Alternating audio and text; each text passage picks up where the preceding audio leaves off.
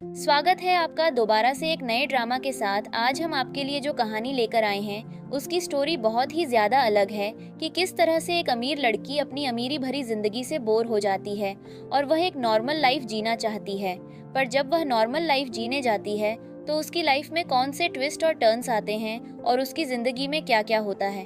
तो चलिए ड्रामा को स्टार्ट करते हैं। ड्रामा की स्टार्टिंग में हम एक लड़की को स्पोर्ट्स बाइक चलाते हुए देखते हैं जिसका नाम लिंजन होता है और उसके पीछे उसका हस्बैंड उसके साथ आ रहा होता है। तभी वह इरिटेट होकर अपनी बाइक को रोकती है और अपने हस्बैंड को कार से बाहर निकलने के लिए बोलती है और कहती है, ये सब क्या चल रहा है? तुम मेरा पीछा क्यों कर रहे हो? क्या तुम चाहते हो सबको मेरे बारे में पता चल जाए? मैं सिर्फ आराम से ऑफिस में जाकर काम करना चाहती हूँ और एक आम आदमी की तरह लाइफ जीना चाहती हूँ। क्या तुम चाहते हो मैं न्यूज़ की हेडलाइन बन जाऊं?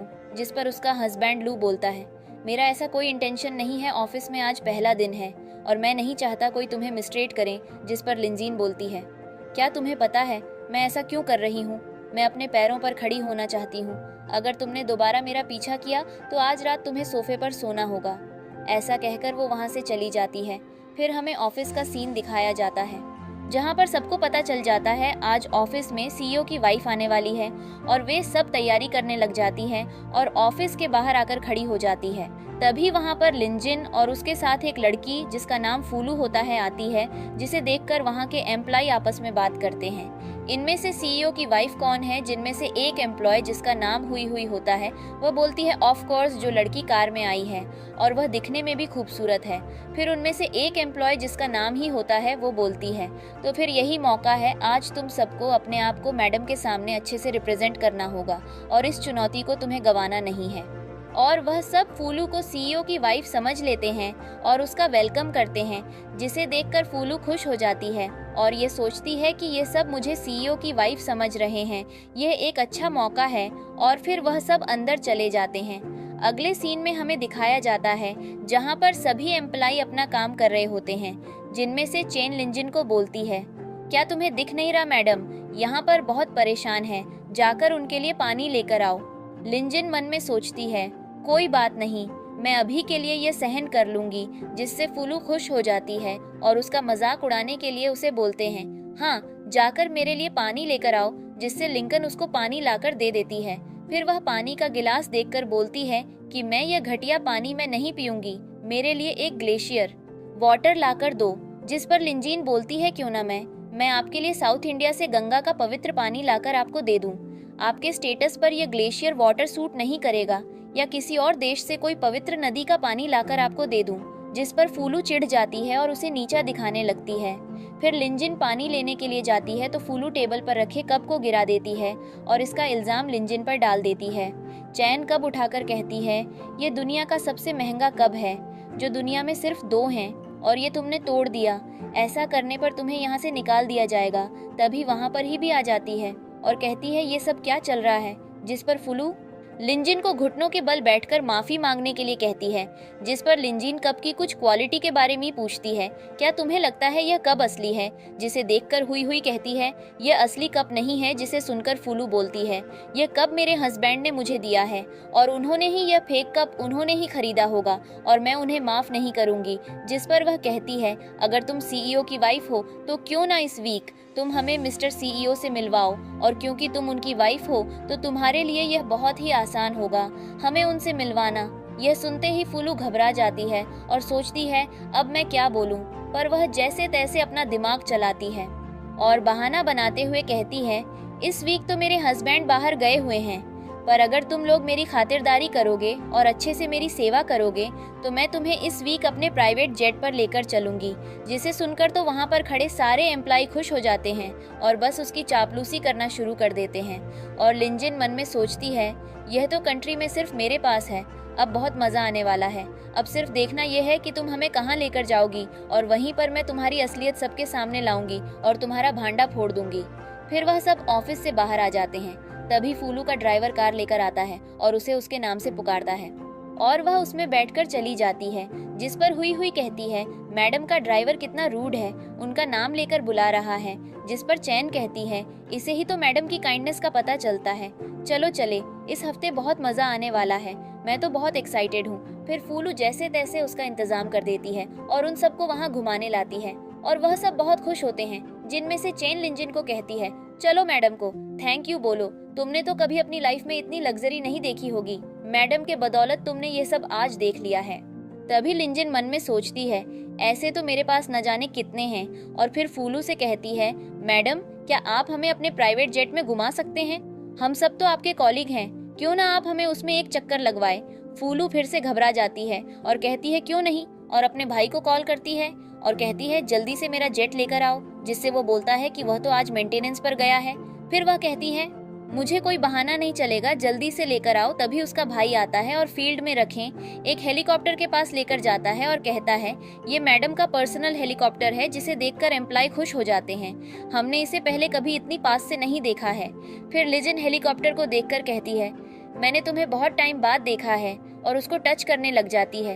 तभी फूलू उसे रोक देती है और कहती है तुम्हारी हिम्मत कैसे हुई मेरे सामान को हाथ लगाने की, तुम इस पर स्क्रैच लगा दोगी और फिर उसकी भरपाई कौन करेगा, क्या तुम कर पाओगी? फिर सभी लिंजिन पर चिल्लाने लगते हैं, तुम्हें तो मैडम का थैंकफुल होना चाहिए कि तुम जैसी को मैडम यहाँ पर लाई, जल्दी से मैडम से माफी मांगो। जिस पर लिंजिन ऐसा करने से मना कर देती है और कहती है मैं इससे माफी क्यों मांगू, ये तो फेक है और ये हेलीकॉप्टर मेरा है। जिस पर चैन कहती है दिन में सपने देखना बंद करो, और फूलू से कहती है मैडम आज तो इसे सबक सीखा ही दीजिए, अगर आप ऐसा नहीं करोगी तो सर्वेंट अपनी औकात भूल जाएंगे। जिस पर फूलू कहती है मैं तुम्हें यहाँ पर लेकर आई और तुम यहाँ पर ऐसा कर रही हो, क्या तुम्हें शर्म नहीं आती?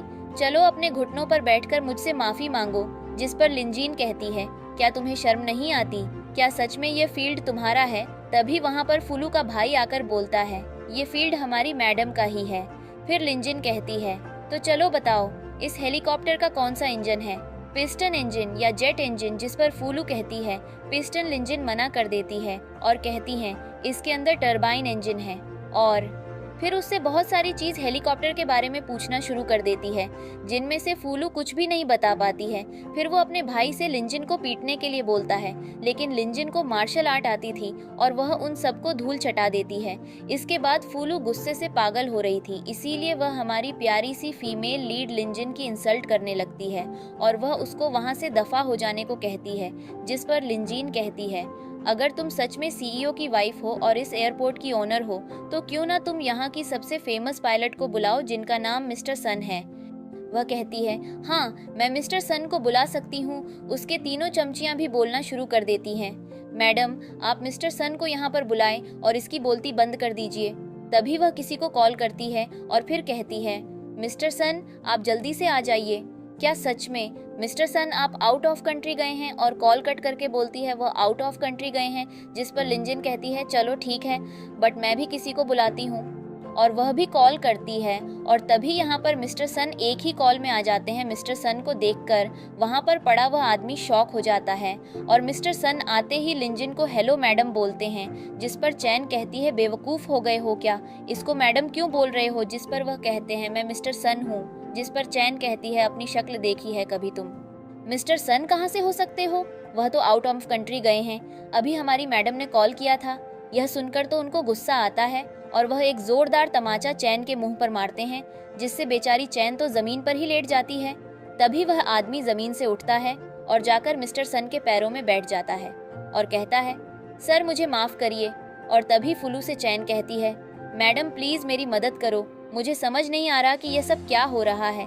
जिस पर वह अपने मन में सोचती है अब तुम फंस चुकी हो, अब मैं यहाँ से कैसे निकालूं? और वह चैन को एक जोरदार थप्पड़ मारते हो कहती है मेरा दिमाग खाना बंद कर, कब से मैं तुझे बर्दाश्त कर रही हूँ, और वहाँ से जाने लगती है। पर तभी मिस्टर सन कहते हैं रुक जाओ, और वह घबरा जाती है, वह रुक जाती है। मिस्टर सन कहते हैं यहाँ पर क्या चल रहा है? तभी हुई हुई कहती है ये हमारे सीईओ की वाइफ है और ये एयरपोर्ट इन्हीं का है। जिस पर मैं सन वॉज लाइक क्या, ये मेरी मैडम है और मुझे ही नहीं पता था। और वह कहता है मेरी मैडम तो लिंजिन है। ये सुनकर तो सभी लोग शॉक हो जाते हैं। मिस्टर सन लिंजिन से कहते हैं मैडम इन सब का क्या करना है? जिस पर वह कहती है कचरा है, उठाकर बाहर फेंक दो। जिस पर वह अपने आदमियों को बुलाता है और उन सभी को वहां से भगा देता है। इसके बाद वह आदमी जो तब से फूलू का चमचा बना हुआ था वह लिंजिन के सामने बैठ जाता है और उनके पैरों में गिरकर माफी मांगने लगता है कि प्लीज मुझे माफ कर दो। जिस पर मिस्टर सन उसके पीछे से सर पर मारते हैं और कहते हैं, बेवकूफ़, तू अपनी मालकिन के खिलाफ ही हो गया, वह भी चंद पैसों के लिए। और वह उसे बहुत ही ज़्यादा खरी खोटी सुनाते हैं और कहते हैं अब से यहाँ घुसने की ज़रूरत नहीं है, और उसी को धक्का मरवाकर वहाँ से निकलवा देते हैं। इसके बाद हम इन सभी को बाहर खड़े हुए देखते हैं, जहाँ पर यह तीनों फूलू पर चिल्लाती है कि यह सब उसकी वजह से हुआ है और उसने झूठ बोला, जिस पर वह एक बार फिर से इनको अपनी बातों में फंसाते हुए कहती है, मैंने झूठ नहीं बोला, वह लड़की ही झूठी है, वह मेरे हस्बैंड की मिस्ट्रेस है, इसीलिए इतना ज़्यादा इतरा रही है। यह सुनकर तो सभी लोग शॉक हो जाते हैं और लिंजिन के खिलाफ हो जाते हैं और फिर से इस चुड़ैल की बातों में आ जाते हैं। इसके बाद हम अगले दिन चैन हुई और फूलू को एक साथ देखती है, जो कि वॉशरूम में लिंजिन को बुली करने जाती है, पर इनका पासा तो इन्हीं के ऊपर उल्टा पड़ जाता है और एक बार फिर से यह अपनी बेइज्जती करवाने से नहीं चूकती।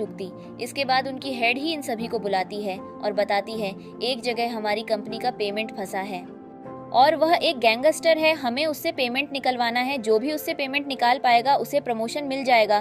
पर कोई भी उस गैंगस्टर के पास जाने को तैयार नहीं होता, जिस पर फूलू कहती है, आप लिंजिन को क्यों नहीं भेजती। तभी वहाँ पर लिंजिन आती है और ही उससे कहती है, एक जगह हमारा पेमेंट है, तुम कल जाकर लेकर आना, वैसे तुम्हारे पास एक वीक का टाइम है, अगर तुम पेमेंट निकलवा लेती हो तुम्हारा प्रमोशन हो जाएगा। जिस पर वह ओके बोल देती है। सभी लोग अपना काम करके कंपनी से निकल जाते हैं। हुई जाते टाइम लीजन से कहती है, अगर तुम कल पेमेंट लेने जाओगी तो अपना ध्यान रखना, हो सके तो पुलिस को पहले ही तैयार रखना। जिस पर लीजन खाटे है, तुम मेरी मदद क्यों कर रही हो। जिस पर वह बिना कुछ कहे वहाँ से चली जाती है। अब हम अगले दिन हमारे COL को देखते हैं, जो कि कर से निकलते हैं और उनकी नज़र उनकी वाइफ ली जिन पर पड़ती है। एक आदमी उसे पकड़कर ले जा रहा था। असिस्टेंट बताता है, मैडम यहाँ पर पेमेंट लेने आई है, साथ ही कुछ लड़कियां भी हैं जो कंपनी में उन्हें बली कर रही है। जिसके बाद वह भी जल्दी से पीछे पीछे जाता है। इसके बाद हम लीजन को देखते हैं, वह आदमी उसे अंदर लेकर आता है और उसके सामने उनका बॉस जिनमिन बैठा हुआ था। जिम उसको देखते ही कहता है, तुम तो बहुत ही ज्यादा ब्यूटीफुल हो, पर वह सामने से पेमेंट मांगती है, जिस पर जिम उसके साथ बदतमीजी करने लगता है। पर हमारी हीरोइन कहाँ अपना अबला नारी है, वह तो अपने कुंग-फू कराटे दिखाना शुरू कर देती है और उसकी अच्छे वाली धुलाई करती है। इसके बाद वह उसके चमचों के साथ फाइट करती है और हर एक बंदे को एक पांच और एक लात में ही गिरा देती है। तभी यहाँ पर हमारा हीरो लॉबी आ जाता है, जो कि दिखने में तो ली जिनका बेटा है, पर हम इसको CEO मान लेते हैं। जिमेल के आते हैं, उसके पैरों में लेट जाता है, पल्लू उसको लात मारता है और अपने आदमी से उसकी और भी ज्यादा पिटाई करवाता है। इसके बाद वह ली जीन्स कहता है, तुम्हें इस तरह के खतरे भर काम नहीं करने चाहिए, तू आराम से घर में रह सकती हो। पर वह कहती है, बिल्कुल नहीं, तुम्हें पता नहीं है कंपनी में क्या क्या चल रहा है और लोग किस तरह के हो गए हैं। मैं उन सभी को लेसन सिखाऊंगी और जब तक उनकी अक्ल ठिकाने नहीं कर देती मैं वापस नहीं आने वाली। पर लू उसको साफ इनकार कर देता है। इसके बाद हम एल और लीजन को घर पर देखते हैं, जहाँ पर लीजन एक बार फिर से लू को मनाने की कोशिश करती है और फाइनली वह एल को राजी कर लेती है।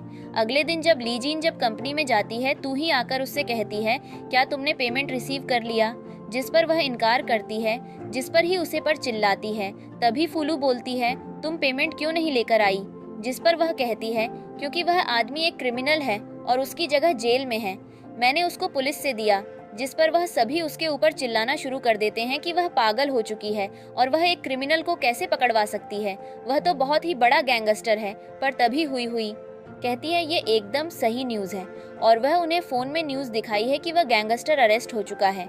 ये देखकर तो ही बोलती है, क्या तुम पागल हो चुकी हो, तुम्हें पता भी है उसके पास कितने मिलियन से, उसके पास पूरे 5 मिलियन थे और 5 मिलियन काम नहीं होते। अगर तुम वह ले आती, हम सबको प्रमोशन मिल जाता और हम सबके डिपार्टमेंट को फ़ायदा होता। जिस पर लीजन कहती है, क्या तुम्हें समझ नहीं आ रहा कि वह क्रिमिनल था, पर ये बेवकूफ़ होते तो अपनी बातों पर ही खड़ी हुई थी। जिस पर वह कहती है, मैं पहले ही मिस्टर लू से इस बारे में बात कर चुकी हूँ और उन्होंने यह कॉन्ट्रैक्ट भी साइन किया है कि उनको इस चीज़ से कोई दिक्कत नहीं है और वह वैसे भी हमारे डिपार्टमेंट को काफ़ी सारे पैसे देंगे ताकि हम उन्हें अच्छे से अपने डिपार्टमेंट पर इन्वेस्ट कर सकें। और वह कॉन्ट्रैक्ट दिखती है, जिसे देखकर ही हुई तो खुश हो जाती है। पर तभी फूलू ही के हाथ से कॉन्ट्रैक्ट छीन लेती है, जिस पर ही रहती है। क्या हुआ मैडम, वह कहती है, यह कॉन्ट्रैक्ट फेक है। जिस पर सभी लोग शॉक हो। जाते हैं वह कहती है, तुम ऐसा कैसे कह सकती हो, जिसको कहती है वह मेरा हस्बैंड है और मुझे पता है कि वह कितना बिजी है, वह भला तुम्हारे लिए कॉन्ट्रैक्ट साइन क्यों करेगा। ये सब हो रहा था तो चैन पर भी अपनी जबान बंद नहीं रखी जाती और वह कहती है, तुम बहुत ही ज्यादा बेशर्म और गिरी हुई हो। जिस पर लीजिन उसको एक थप्पड़ मारती है, वह भी उसको करने वाली पर हुई हुई जाकर उसको रोक लेती है। इसके बाद ही प्लेस इन पर चलाना शुरू कर देती है। तभी यहाँ पर मैनेजर आता है और वह कहता है, यह क्या हो रहा है, जिस पर सारा मैटर उसको बताया जाता है। पर वह कहता है, ये सिग्नेचर तो मिस्टर एल के ही हैं। जिस पर कहती है, पर मिस्टर लुइस पर साइन क्यों करेंगे। इस पर मैनेजर कहता है, जहाँ तक मुझे पता है उन्होंने अपनी वाइफ की खुशी के लिए इस पर सिग्नेचर किए हैं। जिस पर ही फूलों की तरफ देखते हुए कहती है, सर ने ये सिग्नेचर सिर्फ आपके लिए किए हैं। ये सुनकर तो वह खुश हो जाती है। तभी मैनेजर कहता है, तुम्हारा मतलब क्या है। इस पर ही कहती है, तुम्हारे सामने ये जो लेडी खड़ी है ये प्रेसिडेंट की वाइफ है। ये सुनकर मैनेजर शॉक होता है। वह सोचता है, मैंने रयूमर्स तो सुने हैं कि इस डिपार्टमेंट में प्रेसिडेंट की वाइफ है, पर ये वही है मुझे ये नहीं पता था। और वह उसे हेलो मैडम बोलता है। जिस पर जो इसके पंख थे वह और भी ज्यादा फैल जाते हैं और ये बहुत ही ज्यादा इतराना शुरू कर देती है। जिस पर लीचिंग करती है, ये सब बकवास है। पर मैनेजर उसी को डांट देता है। इसके बाद सभी कहते हैं, आप प्रेसिडेंट से बात करिए और हो सके तो इस मैटर को सॉल्व करिए। जिस पर फूलो ओके बोलता है। इसके बाद हम देखते हैं फूलो लगातार कॉल ट्राई करती है पर कुछ नहीं होता। इसके बाद वह ली जिनके पास आती है और कहती है, प्लीज मेरी मदद करो ना। जिस पर, लेकिन मेरा टेबल काफी टाइम से गंदा है। और फिर हम फूलों को उसका टेबल साफ करते हुए देखते हैं। इसके बाद फूल उसके फुल चमचागिरी करती है, उसकी शोल्डर मसाज भी करती है और कहती है, प्लीज मेरी मदद करो ना। पर जब वह उसकी डांटती है तो फूलों पर हाथ उठाने वाली थी, पर वह फूलों को धक्का दे देती है। तभी ही यहाँ पर आ जाती है और कहती है, तुम्हारी हिम्मत कैसे हुई मैडम के साथ इस तरह का बिहेव करने की। अगले सीन में हमें दिखाया जाता है, लिंजन अपने लिए कुछ ड्रेस खरीदने के लिए जाती है। तभी वहाँ पर एक सेल्स गर्ल आती है और इंजन को ड्रेस दिखाना शुरू कर देती है और उनमें से एक ड्रेस को लिंजन पैक करने के लिए बोलता है। तभी वहाँ पर फूलू भी आ जाती है और उसके साथ चैन भी होती है और सेल्स गर्ल से कहती है, यह मिस्टर लू की वाइफ है। जिसे देखकर सेल्स गर्ल खुश हो जाती है और जो ड्रेस लिंजन पैक करवाने वाली थी वह ड्रेस एक सेल्स गर्ल लेकर फ्यूलू को दिखती है।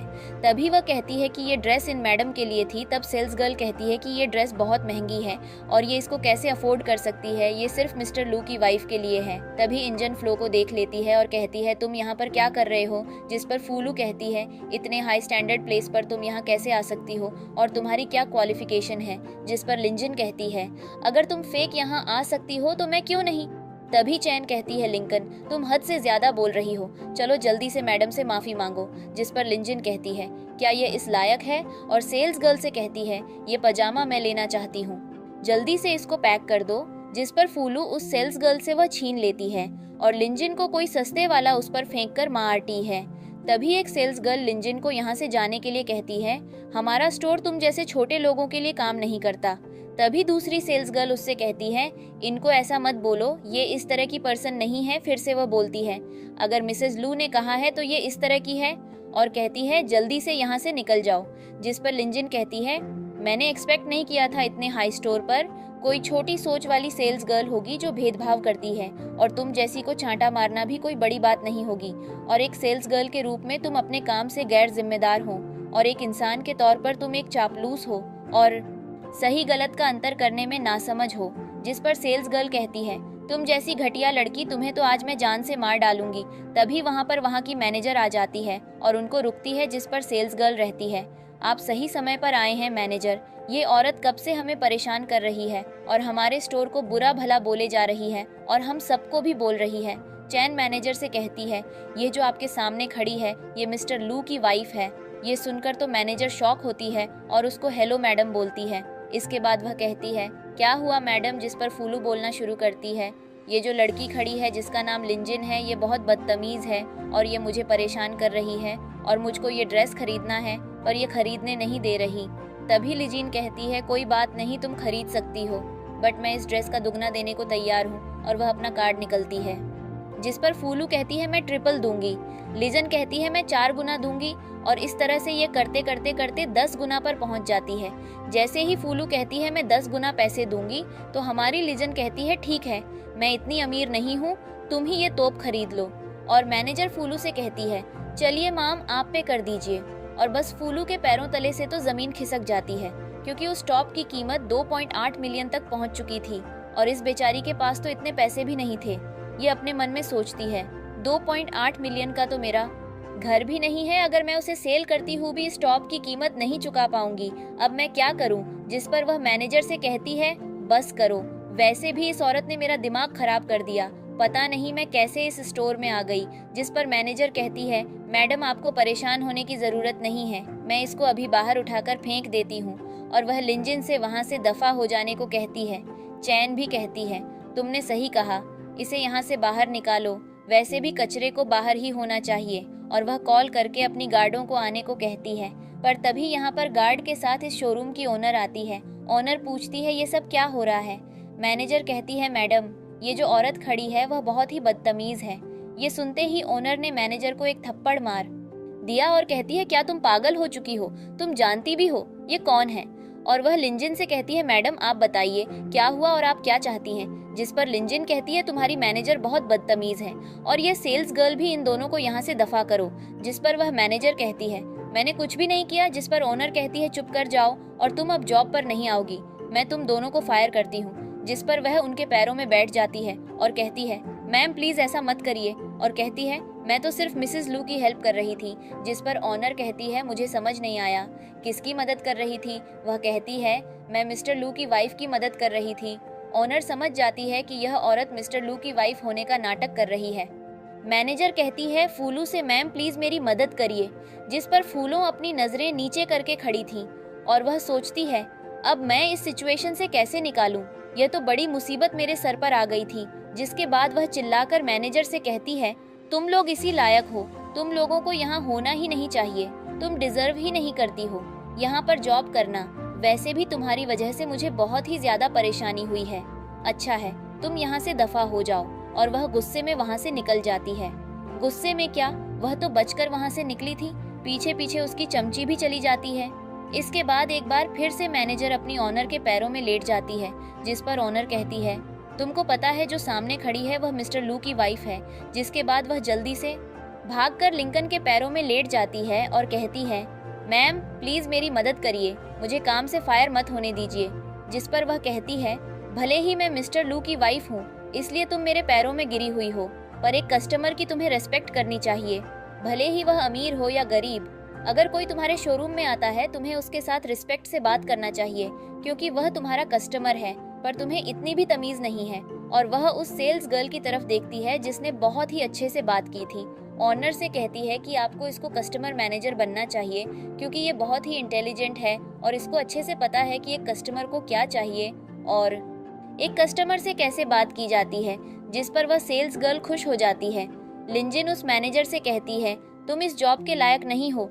इसके बाद तो वह बेचारी सदमे में बैठ जाती है। इसके बाद हम बाहर फूलू और उसकी चमची को देखते हैं, जहाँ पर वह कहती है, ये सब क्या था? जिस पर वह कहती है, इस औरत ने मेरे पति को फंसा कर रखा है, मुझे समझ नहीं आ रहा है कि मैं क्या करूं। ये झूठी मिस्टर लू की वाइफ का नाम यूज करती है। जिस पर चैन कहती है, मेरे पास एक अच्छा आइडिया है, नेक्स्ट वीक सीईओ वापस आ रहे हैं, आप प्लीज उनको बुला लीजिए और फिर सबके सामने उसकी बेइज्जती कीजिए। तभी सामने से लिंकन आती है। लिंजिन को देखकर तो ये दोनों एक बार फिर से चिढ़ जाती हैं और फिर से उसकी इंसल्ट करने की कोशिश करती हैं, पर फिर से अपनी बेइज्जती करती हैं और बेचारी फूलू एक बार फिर से तमाचा खाती है। इसके बाद हम इनको कुछ दिनों बाद कंपनी में देखते हैं, जहां पर उनकी लीडर आती है ही कहती है, सीईओ हमारा डिपार्टमेंट विजिट करने आएंगे। जिस पर चैन फूलू से कहती है, मैडम सीईओ आ रहे हैं, आपने हमें नहीं बताया। जिस पर वह कहती है, हर बात तुम्हें बताना जरूरी नहीं है। और वह काफी ज्यादा घबरा जाती है कि अगर सच में सीईओ यहाँ पर आ गए तो वह क्या करेगी। पर लिंजिन को कोई फर्क नहीं पड़ रहा था, उसे लग रहा था कि सीईओ वहाँ पर नहीं आएंगे, पर मिस्टर लू तो सच में वहाँ आ जाते हैं। वह जैसे ही मिस्टर लू को देखती हैं तो खड़ी हो जाती है। जिस पर ही कहती है, यह क्या बदतमीजी है। वह कहती है, वह मैंने पहली बार मिस्टर लू को देखा है ना, तो थोड़ी एक्साइटेड हो गई थी। और वह जल्दी से बैठ जाती है और सोचती है, ये यहाँ पर क्यों आ गया, इसका तो कोई भी आने का प्लान नहीं था।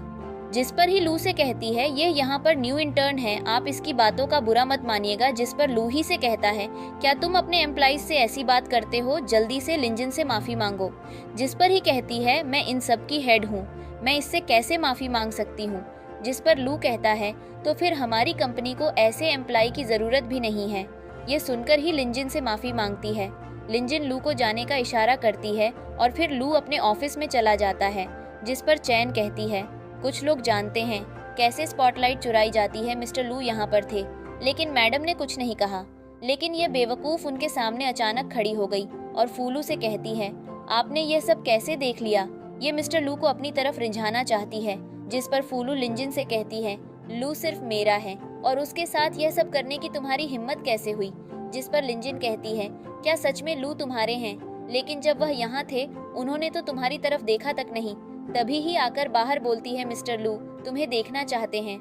तो फूलू समझती है वह उसके बारे में बोल रही है और खड़ी होकर लिंजिन से कहती है, क्या तुमने देखा मिस्टर लू, मुझे अकेले में बुला रहे हैं। प्राइवेट बात करने के लिए तभी ही उसे रोक देती है और कहती है, तुम्हें नहीं लिंजिन को बुला रहे हैं। लिंजिन फूलू से कहती है, मिस्टर लू इस चेहरे को देखना चाहते हैं, न कि तुम्हारे चेहरे को, और बाय बाय बोलकर चली जाती है। और फिर लिंजिन और मिस्टर लू दोनों साथ में बाहर आते हैं। मिस्टर लू सभी को प्रोजेक्ट के लिए बेस्ट ऑफ लक कहते हैं और वहाँ से चले जाते हैं। लेकिन चैन उनकी शर्ट के कॉलर पर लिपस्टिक का निशान देख लेती है। फिर ही लिंजिन को उसके काम के लिए बधाई देता है। उसके बाद चैन फूलू से कहती है, मैंने मिस्टर लू की शर्ट पर लिपस्टिक का निशान देखा था, लेकिन जब वह आए थे वह निशान तब नहीं था। जिसे सुनकर फूलू लिंजिन के ऊपर पानी फेंक देती है और फिर से दोनों में बहस शुरू हो जाती है। फूलू लिंजिन से कहती है, तुम बहुत बदतमीज हो और अपनी हरकतों से मानोगी नहीं, और सबके सामने कहती है, ये बहुत घटिया औरत है। और लाइजिन बोल देती है, हाँ मैंने उनकी शर्त पर किस किया तो क्या कर लोगी तुम। और फूलू फिर से अपनी बेइज्जती करवा लेती है और लिंजिन वहाँ से चली जाती है। फिर हम ऑफिस के बाहर का सीन देखते हैं। जब फूलू जा रही होती है तो उसे एक लड़का आवाज मारता है, जिसे फूलू पकड़कर साइड में लाती है और कहती है, तुम यहाँ पर क्या कर रहे हो। और वह लड़का कहता है, तुम मेरे कॉल्स और मैसेज का जवाब नहीं दे रही हो, मुझे पैसों की बहुत ज़रूरत है, क्या तुम मुझे पैसे दे सकती हो।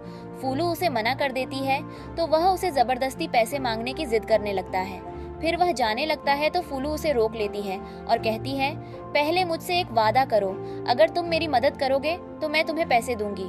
तो वह लड़का कहता है, मैं कुछ भी करने के लिए तैयार हूँ। तो फूलू उसे लिंजिन को दिखाती है, तुम्हें इस लड़की को सबक सिखाना होगा, जो चाहे वह करो और फिर मुझे उसकी कुछ फोटोज भेजो।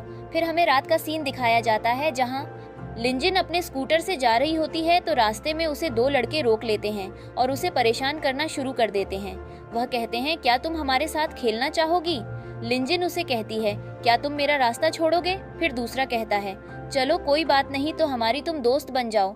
तो तभी पीछे से वह लड़का आता है और उनको कहता है, तुम ये सब क्या कर रहे हो, उस लड़की को क्यों परेशान कर रहे हो, यहाँ से दफा हो जाओ। तो वे दोनों उस लड़के से लड़ना शुरू कर देते हैं, लेकिन वह उन दोनों को पीट देता है और फिर उनको वहाँ से भगा देता है। और फिर लिंजिन आकर उसे थैंक यू बोलती है। वह लड़का कहता है, कोई बात नहीं, मैं यही पास की सोसाइटी में रहता हूँ, मुझे पता है यहाँ के लड़के ऐसी हरकतें करते रहते हैं। फिर लिंजिन उसे अपना कार्ड देती है तो वह उसे मना कर देता है, क्या मैं तुम्हारा नंबर ले सकता हूँ। फिर लिंजिन उसे अपना नंबर दे देती है और वहाँ से चली जाती है। लेकिन बाद में हमें पता चलता है कि वे दोनों उसी के लिए काम कर रहे थे और वे दोनों जाकर उस लड़के से कहते हैं, क्या हमारी एक्टिंग अच्छी थी। वह उनको पैसे देकर वहाँ से भगा देता है, लेकिन लिंजिन भी बहुत तेज थी, वह यह सब देख लेती है। फिर हमें लिंजिन को उसके घर दिखाया जाता है, जहाँ पर वह लू के साथ बैठी थी। तभी उसके फोन पर एक मैसेज आता है। लू उठाकर देखता है कि ये कौन है, ये तो एक लड़का है, और बोलता है, तुम मुझसे आजकल बातें छुपाने लग गई हो। लेकिन फिर लिंजिन उसे रास्ते में हुई सारी घटना के बारे में बता देती है।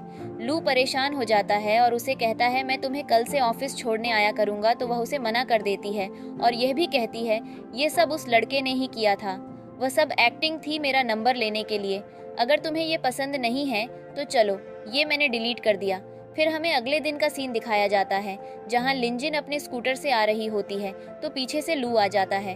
तो लिंजिन उसे मना करती है कि ये सब मत करो, हमें कोई देख लेगा और फिर न्यूज़ में तुम्हारे बारे में कुछ भी डाल देगा। लेकिन उनको बात करते हुए हुई उन्हें देख लेती है और वह शॉक हो जाती है और भागकर अंदर चली जाती है। लिंजिन भी अंदर आ जाती है और वह अपनी चेयर पर बैठ जाती है। लेकिन फूलू फिर से अपना गंदा मुंह चलाने लग जाती है कि इतनी बड़ी कंपनी में काम करने वाले स्कूटर पर ऑफिस आते हैं, क्या तुम्हें शर्म नहीं आती।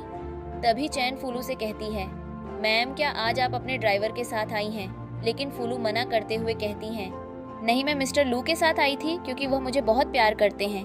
लेकिन लिंजिन उसे इग्नोर करती है। फिर सबके जाने के बाद हुई हुई लिंजिन से पूछती है, लेकिन मैं जो आज सुबह हुआ, लेकिन लिंजिन उसे रोक देती है। तुमने आज जो कुछ भी देखा उसे सीक्रेट रखो। शायद हुई हुई समझ गई थी कि लिंजिन ही मैसेज लू है। फिर बाहर आकर फूलू उस लड़के को कॉल करती है, क्या तुमने अपना काम किया है या नहीं? वह लड़का कहता है, हाँ मैं इस काम में लगा हुआ हूँ। लेकिन फूलू कहती है, अगर तुमने यह काम नहीं किया तो मैं तुम्हें जान से मार डालूंगी, और कॉल कट कर देती है। उसके बाद लिंजिन बाहर आती है और वह देखती है उसके स्कूटर का अगला टायर गायब हो गया है, जो कि उस लड़के ने निकाला था। तभी वह लड़का अपनी कार लेकर आता है और लिंजिन से कहता है, क्या मैं तुम्हें कहीं ड्रॉप कर दूं? लेकिन तभी पीछे से लू आ जाता है और लिंजिन को लेकर चला जाता है। फिर फूलू उस लड़के के पास जाती है और देखती है वह लड़का आराम से टीवी देख रहा था। वह जाकर उसका टीवी ऑफ कर देती है। तो वह लड़का कहता है, तुम टीवी क्यों ऑन ऑफ कर रही हो? जिस पर फूलू कहती है, जो मैंने तुम्हें काम दिया था तुमने वह अब तक नहीं किया। जिस पर वह लड़का बोलता है, मैंने किया तो मैंने उसके स्कूटर का टायर निकाल दिया अपनी गाड़ी में लिफ्ट देने के लिए। लेकिन तभी वहाँ पर एक बहुत लग्जरी कार आती है जिसमें वह बैठकर चली जाती है। तो अब इसमें मैं क्या कर सकता हूँ? जिसे सुनकर फूलू शॉक हो जाती है और कहती है, इतनी महंगी कार? वह लड़का कहता है, क्या मैं तुमसे एक सवाल पूछ सकता हूँ, तुम ऐसा क्यों कर रही हो? जिस पर फ्यूलू कहती है, हम दोनों क्लासमेट थे और हम दोनों पुअर बैकग्राउंड से ही थे, लेकिन हमेशा से उसी को अटेंशन मिली है और मैं हमेशा से पुअर रही हूँ, लेकिन आज मुझे मौका मिला है उसे गिराने का, तो मैं इसे जाने कैसे दे सकती हूँ, कहकर वहाँ से चली जाती है। अगले सीन में हम देखते हैं लिंजिन को लू अपनी कार से ऑफिस से कुछ दूरी पहले छोड़ देता है और चला जाता है। लेकिन थोड़ी सी दूर जाने पर ही उसके सामने वह लड़का और उसके साथ दो बंदे आ जाते हैं और उसको पकड़कर कहीं अनजान जगह पर ले जाते हैं। लेकिन तभी वहाँ पर लू आ जाता है और उन पर अपनी गन तान देता है, जिससे वे तीनों डर जाते हैं और अपने घुटनों के बल बैठ जाते हैं। फिर लू उनसे पूछता है, ये तुम किसके कहने पर कर रहे हो? अगर तुमने नहीं बताया तो तुम्हारे दोनों हाथ और पैर काट दिए जाएंगे। तभी वह लड़का कहता है, इससे हमारा कोई लेना देना नहीं है, हमने तो यह सिर्फ पैसों के बदले फूलू के आर्डर पर किया है। फिर लिजिन उसे अपने आदमियों से पकड़वा देती है। फिर हमें फूलू दिखाई जाती है जो उस लड़के को कॉल कर रही थी, लेकिन उसका कॉल नहीं मिलता। वह समझ जाती है आज लिंजिन ऑफिस भी नहीं आई तो शायद उस लड़के ने अपना काम कर दिया। लेकिन तभी अचानक लिंजिन उसके सामने आ जाती है और वह शॉक हो जाती है और पूछती है, तुम यहाँ पर कैसे आए?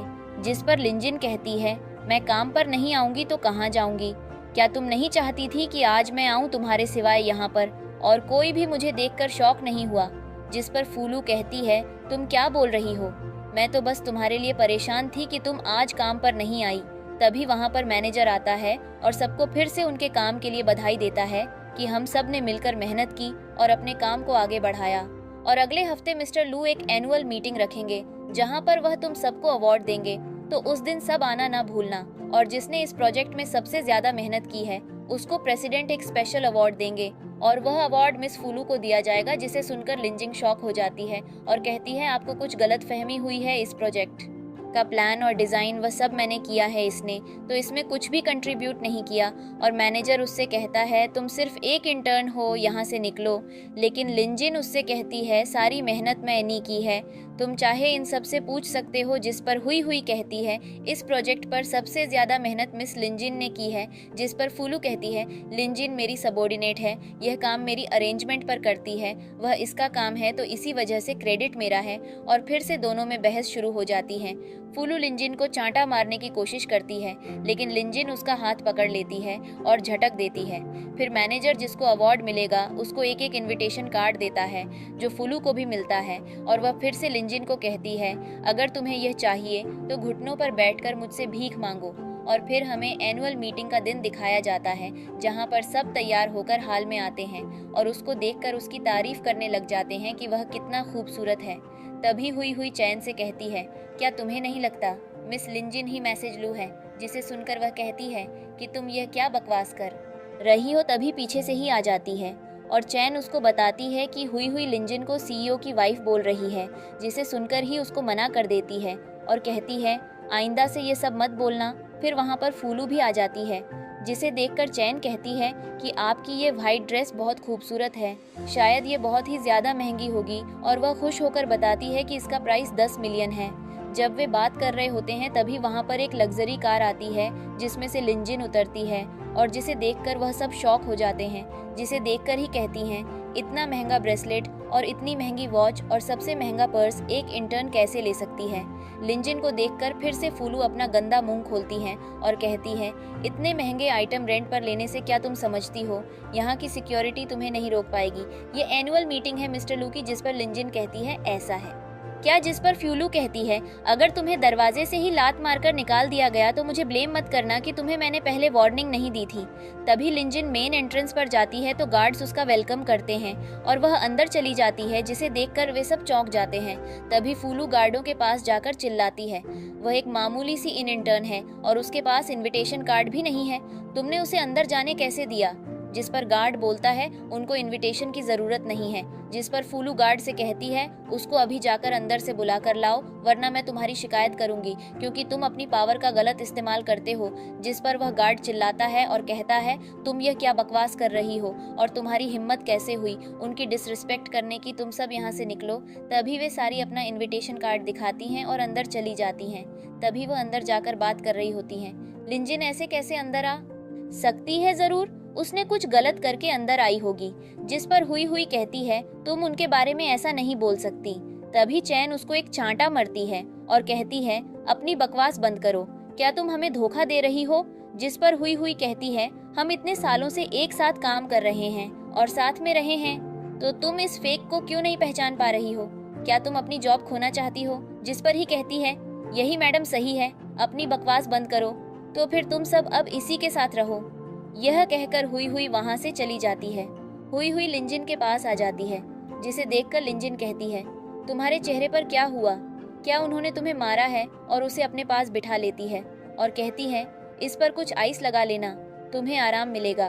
तभी वहां पर तीनों आ जाती हैं और फूलू लिंजिन को कहती है, चाहे तुम कितना भी छुपा लो, फेक इस फेक, जल्दी ये सबके सामने आ जाएगा। जिस पर लिंजिन भी कहती है, हाँ वह तो जल्दी पता चल जाएगा। तभी वहाँ पर सीईओ भी आ जाता है। तभी एलू का मैनेजर बोलता है, सभी लोग शांत हो जाए लू ग्रुप की सक्सेस के लिए। अब मिस्टर लू सबसे best contributor of the year का अवार्ड देने जा रहे हैं। तभी लू अवार्ड मिलने वाले का नाम लेता है और वह नाम फूलू का होता है। फिर इसके बाद लू अपने मैनेजर से पूछता है, क्या तुम्हें सच में लगता है मिस फूलू ने इस प्रोजेक्ट में कंट्रीब्यूट किया? पर मैंने तो किसी और का नाम सुना था, लाइक लिंजिन, क्योंकि मैंने इस पर बारीकी से नजर रखी थी। जिस पर मैनेजर जवाब देता है, वास्तव में ये प्रोजेक्ट मिस फूलू ने ही किया है, लेकिन उनकी इंटर्न होने के नाते लिंजिन ने यह किसी मकसद से कहा है। फिर लू ही से पूछता है, तुम बताओ इस प्रोजेक्ट पर सबसे ज्यादा कंट्रीब्यूट किसका है? वह बोलती है, सच में इस प्रोजेक्ट को मिस फूलू ने ही किया है, वह तो सिर्फ एक छोटी सी इंटर्न है। पर लू कहता है, मैं पूछ रहा हूँ, मुझे बताओ कि ये प्रोजेक्ट किसने किया है। वैसे मैं तो जानता हूँ अच्छे से कि ये प्रोजेक्ट किसने किया है। ये प्रोजेक्ट मेरी वाइफ ने किया है और प्लीज मेरी वाइफ जल्दी से मेरे पास स्टेज पर आ जाओ। जिस पर ही और चैन फूलू से कहती है, मैडम जल्दी से स्टेज पर जाइए। पर वह तो नजरें नीचे करके बैठी हुई थी और हमारी लिंजिन उठकर स्टेज पर जाती है। ये देखकर तो सभी शॉक हो जाते हैं। जैसे ही वह स्टेज पर पहुंचती है, लू उसका हाथ पकड़ता है और सभी से कहता है, मैं आपसे सभी को बताना चाहता हूँ कि यह मेरी वाइफ है। ये सुनकर तो सभी के होश उड़ जाते हैं कि चैन को तो यकीन ही नहीं हो रहा था कि यह सब क्या हो रहा है, और बेचारी हुई को तो बहुत ही ज्यादा खुशी होती है, क्योंकि यह लड़की कहीं ना कहीं अच्छी थी, पर संगत का असर होता है। इसकी संगत बेकार थी, इसलिए यह ऐसी हरकतें करती थी। इसके बाद ही चैन फूलू से कहती है, तुमने हमारे साथ झूठ बोला है। चैन कहती है, तुम्हारी वजह से मैं प्रेसिडेंट की वाइफ को बुली किया, तुम एक नंबर की चुड़ैल हो। और वह उसको एक जोरदार तमाचा मरती है, जिस पर वह गुस्से से चिल्लाती है और खड़ी होकर कहती है, मैं प्रूफ करूंगी कि यह औरत गलत है। इसके बाद वह स्टेज पर जाती है और सभी के सामने कहती है, मैं सभी को बताती हूँ कि लिंजिन दूसरे लड़कों के साथ रिलेशन में है। और वह एक फोटो दिखती है, उसके हाथ से लू फोन लेता है और देखता है और सभी को दिखाते हुए कहता है, ये लड़का कोई और नहीं बल्कि मैं ही हूँ और ये कार मेरी है। मैं ही वर्क के बाद अपनी वाइफ को पिक करने आता था। अब बस फिर क्या था? ये सुनकर तो फूलू जमीन पर बैठ जाती है। उसको एहसास हो चुका था कि उसने खुद ही अपने पैर पर कुल्हाड़ी मार ली है और उसे बड़ा अफसोस हो रहा था। दूसरी तरफ ही और चैन भी अफसोस मना रही थी कि अब उनकी नौकरी तो गई, वह भी चुड़ैल की वजह से, और वह मन ही मन इसको बहुत ही ज्यादा बद्दुआ दे रही थी। अब क्योंकि ली जिन की सच्चाई सबके सामने आ चुकी थी, इसलिए मैनेजर दुम दबाकर वहां से भागने की कोशिश करता है, पर ली जिन उसको रोक लेती है और कहती है, आप कहाँ पर जा रहे हैं सर जी। पर मैनेजर कहता है, मैडम मैं तो यहीं पर हूँ। जिस पर वह कहती है, मुझे मैडम कहने की जरूरत नहीं है, आप तो मेरे सीनियर हैं ना। और वह लू से कहती है, आपको कंपनी में उन लोगों को जब देनी चाहिए जॉब की इसके काबिल होने की, उनको जो चापलूसी करके आगे बढ़ना चाहती हूँ। जिस पर लू कहता है, तुम्हें परेशान होने की जरूरत नहीं है, मैं यह सब कुछ हैंडल कर लूंगा। और वह उन सभी को फायर कर देता है। मैनेजर जल्दी से आकर उनके पैरों में बैठ जाता है, पर गार्ड मैनेजर ही और चैन को वहां से ले जाते हैं। यह सब देखकर तो फुलू हंसने लगती है और एज अ ऑडियंस हमें पता चलता है कि इस सब का उसके दिमाग पर गहरा असर पड़ा है और शायद ही पागल हो चुकी है। वह खड़ी होती है और हंसते हुए फूलू कहती है, यह अच्छाई का तमाशा करना बंद करो। तुमने बस एक अमीर आदमी से शादी की है और तुम इतनी ज्यादा इतरा रही हो। जिस पर लू कहता है, सभी लोग ध्यान से सुनिए, ली जीन सिर्फ मेरी वाइफ नहीं है, बल्कि वह इस कंपनी के 51% शेयर की मालकिन है। यह सुनकर वहां बैठे सभी लोगों के होश उड़ जाते हैं और वह सभी आपस में बात करना शुरू कर देते हैं। लू कहता है, आप सभी ने देखा ही होगा कि वह अपने काम में कितनी ज्यादा माहिर है और आगे से कंपनी का फ्यूचर उसी के हाथ में है, वही सब कुछ हैंडल करेगी। इसके बाद ली जीन फुलू से कहती है, इस तरह से झूठ बोलकर जिंदगी नहीं जी जाती। अगर तुम्हें जिंदगी जीनी है तो मेहनत करनी पड़ती है और अगर तुम मेहनत करोगी तो जरूर सफल हो जाओगी। पर इस पागल औरत पर तो उसकी बातों का असर ही नहीं पड़ता, वह उसको फेंक बोलती है। तभी यहाँ पर एक पुलिस ऑफिसर आता है और उसको अरेस्ट करके वहाँ से ले जाता है। बस फिर क्या था, एक वेटर वाइन की क्लास लेकर आता है। ये दोनों वाइन पीकर चीयर्स करते हैं, पर तभी वह आदमी लू के कान में कुछ कहता है। ली जीन उसको पूछती है क्या हुआ, जिस पर वह कहता है, डीएनए रिपोर्ट आ गई है और 99% चांस है कि तुम्हारे बायोलॉजिकल पेरेंट्स वही हैं। और ये सीन यहीं पर कट हो जाता है। इसके बाद हम एक लड़की को देखते हैं जो कि अपने पेरेंट्स के पास आती है और इसका नाम सीना होता है और वह अपने पेरेंट्स से कहती है, फाइनली आपकी बायोलॉजिकल बेटी आ रही है, तो मुझको लगता है मुझे यहाँ से जाना चाहिए। और सीना वहाँ से जाने लगती है, पर उसकी माँ उसको रोक लेती है और कहती है, तुम्हें जाने की ज़रूरत नहीं है, हम एक फैमिली हैं। और वह अपने हस्बैंड की तरफ देखती है और कहती है, पहले आपने इसे अडॉप्ट किया और अब आप इसे छोड़ देंगे, यह कहाँ पर जाएगी। जिस पर उसके फादर कहते हैं, तुम्हें कहीं जाने की जरूरत नहीं है, यहीं पर रहो। और तभी यहाँ पर लीजिन आ जाती है। लीजिन के दादा उससे मिलकर बहुत ही ज्यादा खुश होते हैं और वह उसकी सीन से भी मिलवाते हैं। वह कहते हैं, ये तुम्हारी बहन है, मैं अनाउंस कर दूंगा कि तुम दोनों ट्विंस हो। और इसके डैड को नहीं पता था कि लीजिन की शादी हो चुकी है और वह बहुत ही रिच है। उनको लग रहा था कि वह अभी अभी बस अनाथ आश्रम से आई है और गरीबी भरी जिंदगी जी रही है। सीना कहती है, मेरी बहन तुम्हें पता है हाई सोसाइटी में बहुत ही ज्यादा रूल्स होते हैं, तुम्हें उन रूल्स को मानना होगा, तुम्हें डैड की इंसल्ट नहीं करवानी है। उसके डैड उन दोनों का हैंड शेक करवाते हैं और वह ली जीन के स्वेटर को टच करते हैं और कहते हैं, तुमने बहुत ही की क्वालिटी के कपड़े पहने हैं। और वह सीन से कहते हैं, जाओ अपनी बहन को एक्सपेंसिव क्लॉथ की शॉपिंग कराओ। जिस पर वह कहती है ओके, और वह उसको वहां से ले जाती है। पर आगे जाकर वह उसके हाथ को झटक देती है और मुंह बनाकर आगे चली जाती है। बेचारी ली जिन को बहुत अजीब लगता है। इसके बाद सीन उसको शॉपिंग करने लेकर जाती है एक सड़क के कोने पर, जहां पर रोड पर ही एक औरत कुछ कपड़े सेल कर रही थी। हमारी प्यारी हीरोइन उसको कहती है, यह तुम मुझे यहाँ क्यों लेकर आई हो।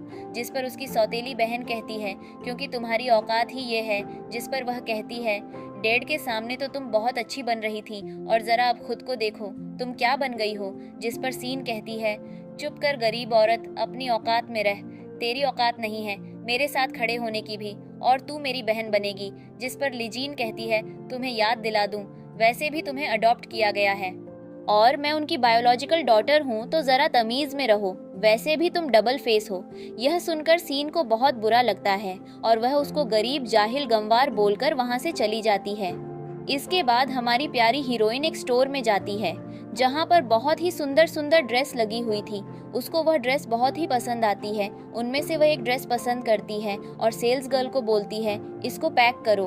पर तभी यहाँ पर ये चुड़ैल भी आ जाती है और इसको हमारी हीरोइन की खुशी बर्दाश्त नहीं होती और ये उससे झगड़ा करने पहुँच जाती है। वह कहती है तुम इस स्टोर में मुंह उठाकर कैसे आ सकती हो, तुम गरीब हो, तुम भूल गई क्या तुम्हारे पास पैसे भी नहीं होंगे, ये पैसे तुम कहाँ से भरोगी। जिस पर वह सेल्स गर्ल से कहती है इसको पैक कर दो, मैं मैनेज कर लूंगी।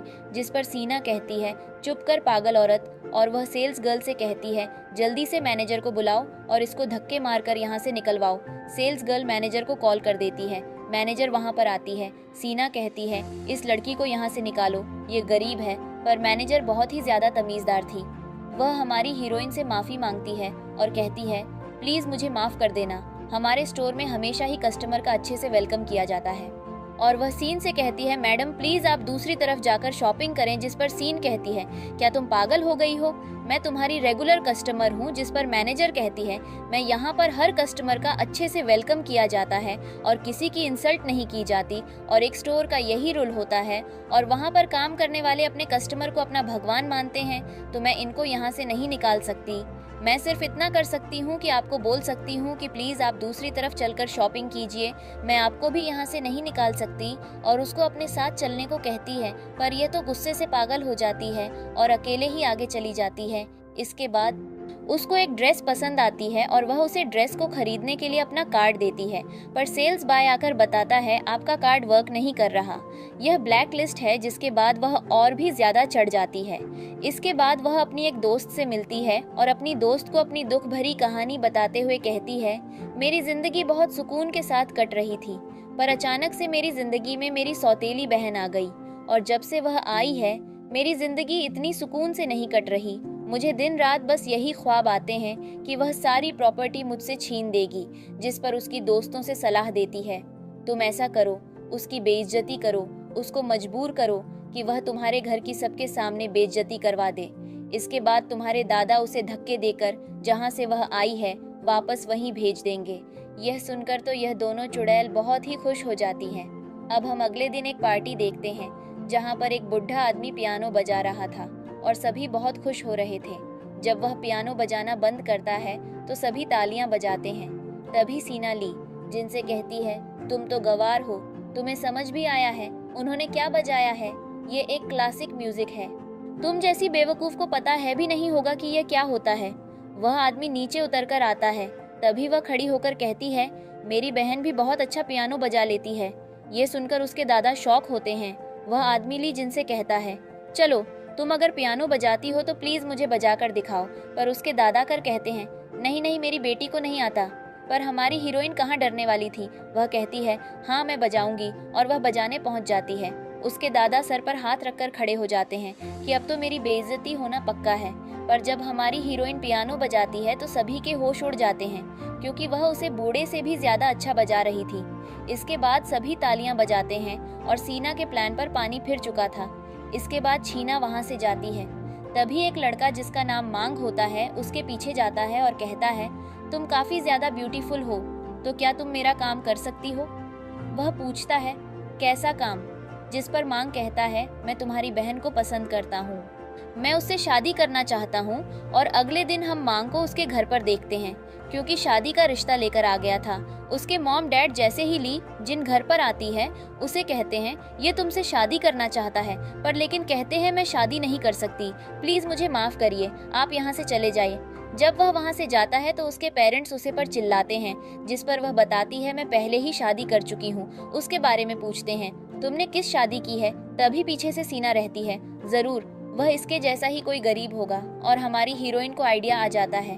वह कहती है मैं जिससे शादी की है वह अनाथ आश्रम में मेरे साथ पड़ा है और अब इसका एक छोटा सा बिजनेस है। जिस पर सीन कहते हैं उसे बिजनेस नहीं नौकरी कहते हैं।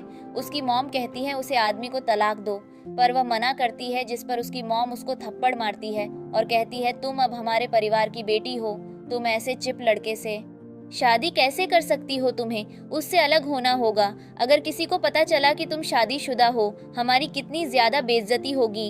इस पर वह अपने पेरेंट्स को समझाने की काफी कोशिश करती है, पर उनके सर पर तो भूत सवार होता है और पीछे से सीना मी आग में भी घी डालने का काम कर रही थी, छोटे छोटे ताने मारकर। इसके बाद हम इसके डैड को देखते हैं, जिनको पैसों की जरूरत थी, पर उनको बैंक से लोन नहीं मिल रहा था, इसलिए वह मांग के पास जाते हैं। पर मांग शर्त रखता है कि आपको अपनी बेटी की शादी मुझे करनी होगी। इसके बाद वह घर पर आते हैं और लीजीन पर शादी का दबाव बनाते हैं, पर वह शादी के लिए साफ इनकार करती है। वह कहते हैं मुझे पैसों की ज़रूरत है, जिस पर वह कॉल करती है और कहती है अब आपके पास पैसे आ जाएंगे। थोड़ी देर बाद उनके पास कॉल आती है और तुरंत उनके पास पैसे आ जाते हैं, जिसके बाद वह रूम में चली जाती है। वह सब यही सोच रहे थे कि इसके पास इतने पैसे कहाँ से आए। इसके बाद यहाँ पर मांग आता है और वह कहता है मैं आपको बहुत सारे पैसे दूंगा, मुझे आपकी बेटी से शादी करनी है। इसके बाद ली जीन की माँ उसके लिए दूध लेकर आती है और वह जैसे ही रूम के बाहर जाती है और वापस आती है, तब तक वह मिल्क पी चुकी थी। इसके बाद वह कहती है इसको पीने के बाद मुझे अजीब लग रहा है, और वह बेहोश हो जाती है। जब उसकी आंख खुलती है तो एक रूम में थी, जहां पर वह हल्के नशे में थी। तो उसकी माँ कहती है मैं तुम्हारी असली माँ नहीं हूँ, तुम्हारी असली माँ तो मर चुकी है, मैं तुम्हारी सौतेली माँ हूँ, और अब देखना तुम्हारे साथ क्या होगा। वैसे भी हमने सौदा किया है। वह जाने लगती है, पर पीछे से हमारी हीरोइन उस पर अटैक किया, जिससे वह बुढ़िया बेहोश हो जाती है और हमारी हीरोइन रहती है। अब तुम ही उसके साथ शादी करना, और रूम से चली जाती है और वह उसी के फ़ोन से सीना को मैसेज करती है काम हो गया, जिस पर छीना खुश हो जाती है। इसके बाद ये सीनियर कट हो जाता है और हम कुछ दिनों बाद का सीन देखते हैं, जहां पर हमारी हीरोइन हमारे हीरो के साथ शॉपिंग करने गई थी, और यहाँ पर ही ये दोनों नमूने आ जाते हैं। ये लोग एक वॉच खरीद रहे थे और इन दोनों नो को भी एक कपल वॉच पसंद आ जाती है और ये दोनों भी उसे खरीदना चाहते थे। और यहाँ पर हर ड्रामा की तरह इस ड्रामा में भी वही होता है, दोनों के बीच वॉर होती है और हमारे हीरो हीरोइन इस वॉच को खरीद लेते हैं, और ये सीन यहीं पर कट हो जाता है। इसके बाद हम सीना के डैड को देखते हैं, जो कि मांग के डैड से मिलते हैं और कहते हैं मुझे मिस्टर लू से मिलना है। वह कहते हैं ठीक है, मैं मिलवा दूंगा। वह उसकी मीटिंग फिक्स करवा देते हैं। अब हम इन सभी को एक होटल में देखते हैं, जहां पर यह मिस्टर लू और उनकी वाइफ ली जीन की वाइफ से मिलने आए थे। सीना और मांग उनको बाहर पिक करने जाते हैं। जब वह इन दोनों को देखते हैं तो कहते हैं तुम लोगों की औकात नहीं है इतने महंगे होटल में आने की, यहाँ से चले जाओ। तभी उनके पास मांग के दर का कॉल आता है। लू कहता है हम बाहर आ चुके हैं और कॉल कट कर देता है। मांग उनकी इंसल्ट किया जा रहा था, पर तभी उसके दर पीछे से आते हैं और उसकी एक थप्पड़ मारते हैं। वह कहता है यह आदमी झूठ है, जिस पर उसके दादा उसे और भी ज्यादा मारते हैं और उसको बताते हैं ये वही है जिसे हम मिलने आए हैं। जिसके बाद तो ये सभी शॉक हो जाते हैं और मांग उनसे माफी मांगता है। यहाँ पर सीना के डैड भी ली जीन से माफी मांगते हैं और कहते हैं तुम मेरी प्यारी बेटी हो, तुमने बताया नहीं कि तुम उनकी वाइफ हो। जिस पर वह उनके ऐसे अपना हाथ छुड़ाती है और कहती है हमारे बीच सब खत्म हो गया, आपको सिर्फ पैसों का लालच है। और वह अपने हस्बैंड के साथ वहां से चली जाती है। उसके दादा बैठकर रोते हैं और इसी के साथ यह ड्रामा यहीं पर खत्म हो जाता है। Bye bye.